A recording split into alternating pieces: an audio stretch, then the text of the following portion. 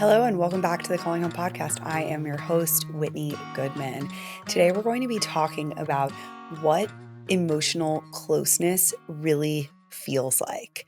And I want to take you all through the process of how to develop emotional closeness, what it feels like, what it looks like, how to tell if you can't be emotionally close with someone. And so this is a great episode for anyone that wants to develop this skill set more for themselves, as in you want to be someone that people are able to be emotionally close with. And also for those of you that are trying to build more emotional closeness with your family members, your partners, other people in your life. I think that this is something that we are noticing a lot of people value now in their relationships. And when I have conversations about why adults aren't close with their parents or with their siblings, a lot of it boils down to this emotional intimacy, emotional maturity, and emotional closeness component. I want to remind you that if this topic really resonates with you, we have an entire content month on the Calling Home website dedicated to how to become more emotionally mature. So if this is something that you're working on yourself, you can go to callinghome.co and we have a search icon right at the top. Just type in emotional maturity and it will bring up all of those resources for you so that you can take this podcast a step further and start working on that. And as a member of the Family Cyclebreakers Club, you get access to all of that course material included in your membership. The first thing I want to talk about is what is emotional closeness. So, when you feel close to someone, connected to them emotionally, I think the most important things that you're going to feel is that you feel known and accepted by them. And as I've been interviewing adults who are estranged from their parents, this is a question that I always ask. Did you feel accepted by your parent? And what's really interesting is I've noticed that when I ask this question, people either immediately say, no, they did not accept me, or they kind of hesitate and they're like, I'm not really sure. And I think that if you don't feel accepted by someone, as in they don't accept who you are as a person, they don't accept who you love, your identity, how you choose to express yourself, as long as you're not doing that, obviously, like in a harmful way, then it's very hard to feel known by that person or to feel close to them. Like, how close can you feel to someone that doesn't accept you? That would be pretty challenging. The second part of emotional closeness is that you feel like you can share your internal world with them. And this is where I want to bring in like the concept of culture and the different ways that people do this. The way that you feel seen, known, and accepted, and that you share your internal world might look very different for a lot of different types of people, depending on where you're from, how you were raised, if you have any um, mental health issues or if you're neurotypical. I think there are different ways that people express themselves. There are different ways that you share and how you feel known. So I'm not going to explicitly share with you like this is the only way to share your feelings, fears, and dreams. But what I want you to focus on is, what does it feel like when I am emotionally close with someone and I feel like they accept me? I'm able to tell them the things that I feel in whatever way that looks like, what I'm afraid of, what I'm dreaming of, without feeling like they are going to judge me or reject me or ridicule me. The biggest thing here is that you can share. And for some of you, that truly means like sitting in silence next to each other while you just say, I'm feeling really scared and I'm not ready to talk about it. And for others, it might mean that I can call this person up every day and talk to them on the phone and share everything that I'm going through in all of this detail. And that makes us feel emotionally close. So it's not necessarily about the mechanism of how it's done, but more about the feeling. And ultimately, that feeling is going to result in a sense of safety and trust with that person. And so this is going to look different across cultures, families, individuals, different types of nervous systems, ages. Like The way that I'm going to have emotional closeness with a 5-year-old is going to look very different than maybe I have emotional closeness with my partner. But instead, thinking about how would I define emotional closeness with the people that I love and care about? And I really think that in most definitions, it comes back to safety, trust, feeling known and accepted, and being able to share with that person without fear of retribution. And if you have a different definition or a different way of quantifying that, I would love to hear about it. So definitely leave a comment here on the video or wherever you're listening to this on Apple or Spotify. I mentioned this a little bit before, but I want to go deeper into why emotional closeness feels different for different people. So if you have different attachment styles, if you have a trauma history, if you're neurodiverse, if you have different cultural or family norms, then you are going to express and experience closeness different. There's also a lot of situations, and I've talked about this in a TikTok video that I did, and I was sending a message about this to my Instagram group for adult children of emotionally immature parents, that there are some people who are only used to very distant relationships. They don't know what closeness feels like, or because of their history, because of their neurodiversity, certain types of closeness or the ways that you define closeness feel very overwhelming and suffocating and overwhelming for them. And so I think this is where we have to go back to that. This closeness is not a one size fits all experience. And we have to learn our own comfort zone, what makes us feel safe and secure and accepted and like we're not going to be judged. But we also really have to focus on learning that about other people, right? And understanding that, like, if I want this person to feel emotionally close to me, I might also have to enhance my capacity for listening and understanding and validating, because that's what allows other people to feel close to me. Which, speaking of that, that's a good transition point into talking about how emotional immaturity is a barrier to closeness. I saw a clip of Lindsay C. Gibson, the author of Adult Children of Emotionally Immature Parents. She has been on the Calling Home podcast, but I saw a clip of her on another podcast. And she was talking about how emotional immaturity really prevents closeness because it feels like an absolute threat to the emotionally immature person. They cannot do it. She likened it to asking them to put their hand on a hot stove.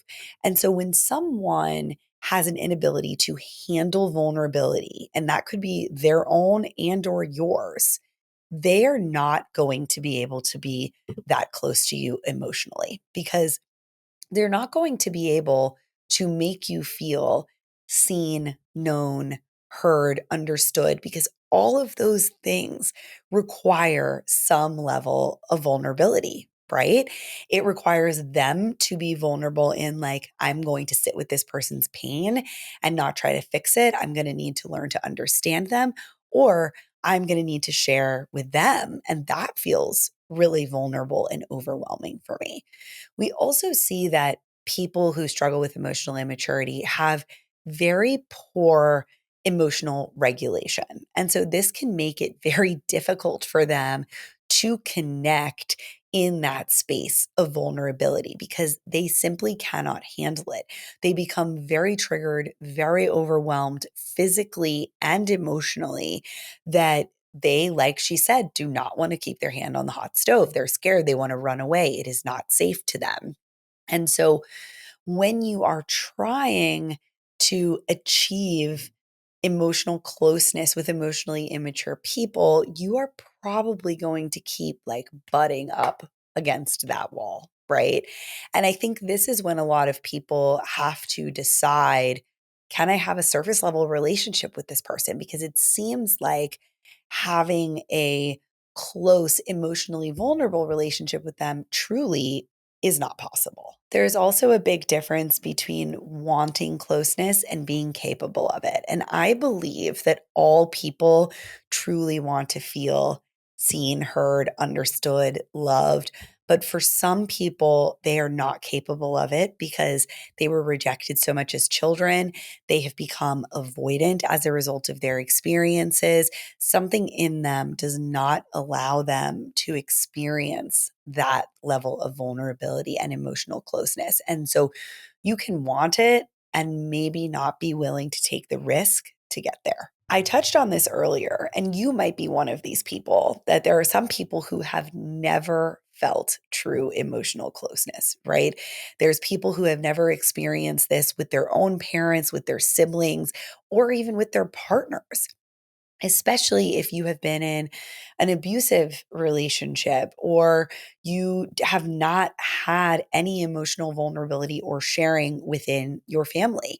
You may really have never experienced this type of closeness. And I talked about this in the video that I recorded about this, that I find that this is why a lot of adults are actually very shocked when their children cut them off for this reason, when they say, like, you're emotionally immature, there is no emotional closeness between us, because that relationship with their child feels like every other relationship that they've ever had. And it is this huge shock to them, like, what do you mean we're not close? This is how I talk to my friends. This is how I am with your dad. Like, this is how I was with my parents. In fact, I was even less close with my parents. And so it is very shocking and overwhelming for them to feel like, oh my gosh, are all my relationships not close? Some of them can't even go there. And so it's easier just to be like, oh, my kid is being dramatic and really our relationship was fine, but they want to point the finger at me and call me emotionally immature. But I do want to validate for you that if you're listening to this and you're thinking, gosh, I don't know if I've ever had a real close, emotionally intact relationship, that if that is you, first, you know that this is something that you want, right? Because you're listening to an episode like this. You're realizing that, like, oh, maybe there is more to life. Maybe it would be really nice to have these emotionally connected relationships where I could be vulnerable and I could be sharing with people and seeking understanding. And it probably feels pretty scary to you. And that is okay. That doesn't mean that it's not worth pursuing or that it's not going to be extremely rewarding, but you have to remember that these are skills that some people have been learning since they were born. And if you didn't grow up in a family where that was modeled to you, it makes sense why you are having to teach yourself and learn it later on in life. Now, you also can't be emotionally close with everyone. And I think that for some people who did not grow up with a lot of emotional closeness and who are very starved for that attention and reciprocity, you can become one of those people that really like overshares, tries to get too close with people too quickly, doesn't really know how to measure safety. So we have two ends of that spectrum, right? There's people that are overly guarded, overly like wound tight, keeping everything close to the vest because they have been hurt so much or they haven't learned these skills. And then you have people that are really just so desperate for that they are looking for it in all the wrong people and giving it away without it being reciprocal. And so depending on where you fall in that range, I think it's important to note that emotional closeness requires mutual safety, effort, and capacity. So this brings us back to what we were talking about before, that some people just don't have the skills or the ability. Some of them aren't willing to put in the effort. They don't have the capacity. They are people that have routinely shown you that they are not safe people to share with. So maybe they are overly critical. They dismiss you. They share your very private or emotionally charged information or business with other people. They gossip about you. They are not able to be there for you because their life is too challenging, or they are just not someone that is emotionally mature and has the skills to do it. There's also this idea that some people are just not good fits for us, not because there's anything wrong with them or they're evil, but when you're talking about having emotional closeness and reciprocity with someone else, there also has to be a good like personality and temperament fit and a good fit in where you're at in your lives that you can share about certain things. And this is where I think people need to be careful that sometimes you can't get all of this in one person. And this can be really painful and frustrating because you can feel this with, especially, I think, with your parents and your siblings. And when you can't get that emotional closeness with them, I think it forces you to go out and find it in the world. And there can be some resentment around that because we feel like we should be able to be emotionally close with those people and to share. And when they're not able to, and you see other people having that, it's like, oh my gosh, like now I have to go and find like chosen family and friends. And this is so frustrating and difficult. And it's a lot of that is like social conditioning. And I think everyone that listens to this show and joins our groups at Calling Home and is in the Family Cyclebreakers Club knows that that's not the case for a lot of families. And we have to normalize that this level of closeness isn't always possible with our closest family members. And that doesn't mean that you're incapable of it. Sometimes it's just not a good fit. But if you're dealing with that disappointment of not being able to get close with your family members or with the people that are closest to you, this is a loss. And I want you to know that it's not necessarily a loss of what was, because most of the time these people could never be that for you. And it sucks that they're not working on it and they're not doing the things that you're doing to try to be close. But it's a loss of what you hoped it could be. And it's okay to want more from those people. It's okay to say that it hurts and that it's coming from a place of like, I want to be close to those people. I want to have close family relationships. I want to be family oriented. And instead, for those of you that don't have the emotional closeness, but maybe can share other things with these people, like whether that's a hobby or an activity or a shared interest, or even just, hearing about each other's days, that sometimes you can get to that place of acceptance without forcing yourself to pretend that the relationship is something that it's not. And instead, really come to this place of like, I accept this person cannot meet this need for me, but I can have other needs met by them and we can have this type of relationship, and that's okay too. Now I want to move into how to practice emotional closeness and vulnerability yourself, and how to get more comfortable with it. So a lot of people struggle with emotional closeness because they're afraid of rejection. There's shame around it. Either you've been silenced, told that emotional closeness was wrong or not something you should pursue, or that it's only for weak people. You may have developmental trauma or relational trauma around pursuing closeness, where you were constantly rejected by those that were closest to you, or shamed for needing that type of closeness. We also talked about how it may have not been modeled safely by anyone around you. And so I think at first, you really need to check in with what you are putting out there into the world, because sometimes we want emotional closeness, but we're not doing anything to get it. And so asking yourself, like, do I let people see the real me? Do I feel like I am being myself, which your authentic self changes depending on environments, right? Like, none of us are the same self all the time. Certainly, there's myself when I record this podcast.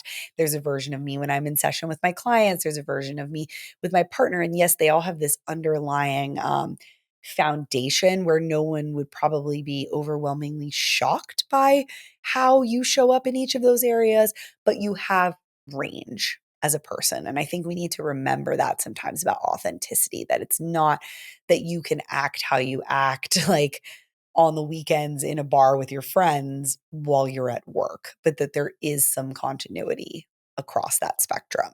So, how do I show up authentically in spaces where I want to have emotional closeness? And are those the appropriate spaces for emotional closeness? If you are someone that I was reading Nedra Schwab's email newsletter the other day, and she was talking about someone sharing with her whenever she would pick up her groceries, and they would like emotionally vent every time. And this is a good example of like, Are you only letting out your feelings and seeking emotional closeness and vulnerability in these moments where it's maybe not going to be received well, or where it's going to overwhelm the person, or you're not going to see them again? And so, how are you going to build a relationship with them? But thinking really about, where do I frequent that I want people to see the real me, and where that would be appropriate and possible? And what does closeness feel like for you? Does that feel threatening? Does it feel overwhelming? Does it feel good? Can you think of a time where someone tried to learn more about you or to pursue closeness with you? And what was that like? And then also, like, do you tend to kind of fade into the back and disappear in relationships? Do you overfunction and try to do too much for people? Do you share too much too quickly and feel this like sense of regret? These are all things that you can explore, and you can talk about this also with like anyone that you love and trust to give you quality feedback, like a friend, a partner, a therapist, whatever it is. Then I think it's important to start practicing this stuff in small ways, right? So making micro disclosures, especially with new people, seeing how people handle certain information, and also thinking about, what are they sharing with me? If they're sharing something, then can I share back also in this moment? And can we have this reciprocal sharing? Trying to name your emotions and feelings in real time, and sitting with your discomfort, not trying to fix people or fix yourself. I think one of the best places to practice this is in a safe therapeutic environment. And so I think that that's really something that our groups at Calling Home do for people. And some of the feedback that I've gotten from our members is that there is this feeling of like, I know that I'm going to come to this place. I can listen, I can share, I can communicate in the chat, and no one is going to judge me or question me, or make me feel bad for what I'm sharing. I am going to be among like minded people that get what I'm talking about. And so, whether that's in our estranged adult children group, or our family estrangement group, or daughters with difficult mothers, like, all of these groups have a certain culture where you know that you can come in and practice emotional closeness and vulnerability, even just with these micro disclosures of when someone shares and saying, I get that. I've also experienced that feeling, or I've also had a situation like that. And if you're not ready for a group environment, I think doing this with a therapist can also be really great. And I want you to focus on consistency versus like these intense emotional shares. So trying to do these micro disclosures consistently with certain people, feeling it out in certain environments, and building up like those reps to make yourself feel more comfortable about it, and to slowly build these relationships over time. Now, of course, there are going to be people out there that you disclose to, that you talk to, that are not emotionally safe for you. And these are some things I want you to look out for.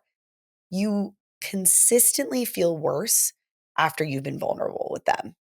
You walk away from that phone call or that conversation being like, wow, that did not feel good. And this happens repeatedly when you share about big or small things. They dismiss or mock your feelings. They weaponize what you've shared after, or they constantly share it with other people. They gossip about you, or they never share anything in return with you, because that's not going to be a true reciprocal, emotionally close relationship. Now, I want to be clear here that there are certain relationships where it is not going to be fully reciprocal, right? Particularly a relationship between a parent and their child at any age. But when we're talking about peer to peer sharing, as in you have friends that you know nothing about, but you're always sharing with them, it's very hard to actually feel closeness there when there is no reciprocal nature. I think we need to remember that not everyone has earned or will earn access to your story and to your inner experiences and your inner world. And when I interviewed Nate Postlewaite for the podcast, the episode's called Trauma from a Survivor's POV, I think. He talks a lot about this, and I would go back and listen to that episode because I think the way he puts it is so beautiful about like not feeling like we have to constantly share our story to get people to understand where we're coming from, and to be fiercely protective of your story with some people can be really empowering and enlightening for you. All right, so this is what I want you to hopefully take away from this episode, that emotional closeness is possible for you, but it might require you unlearning what you know, slowly rebuilding and practicing along the way. And that means that you might get hurt and you might experience some rejection and you might share too much and you might not know what to say when someone is sharing with you. And that is okay. This is a skill that you need to learn and you need to practice. And in the end, feeling close to someone is really just about being known and understood and accepted. And there are so many different ways to feel that from someone and to make someone else feel that way. Thank you so much for listening to this episode today. We will be back on Thursday with another Q&A episode. So remember that you can always call and leave me a voicemail. I did want to remind you that every month at Calling Home, we focus on a new topic inside the Family Cyclebreakers Club. And for the month of July, we are going to be talking about narcissistic families. And so if you are interested in how narcissistic families function, how narcissistic abuse plays out within families, I am going to be releasing new content for the Family Cyclebreakers Club. Every Monday, you will receive a new worksheet, article, video, and script in your inbox. I also give you book recommendations, how to find a therapist that works with these types of issues, and you get to do a special Q&A with me every month. This is available to members of the Family Cyclebreakers Club, and you can visit callinghome.co to join. Thank you again for listening or watching. Please don't forget to subscribe and leave us a review or a comment. Bye. The Calling Home podcast is not engaged in providing therapy services, mental health advice, or other medical advice or services. It is not a substitute for advice from a qualified healthcare provider and does not create any therapist-patient or other treatment relationship between you and Calling Home or Whitney Goodman. For more information on this, please see Calling Home's terms of service linked in the show notes below.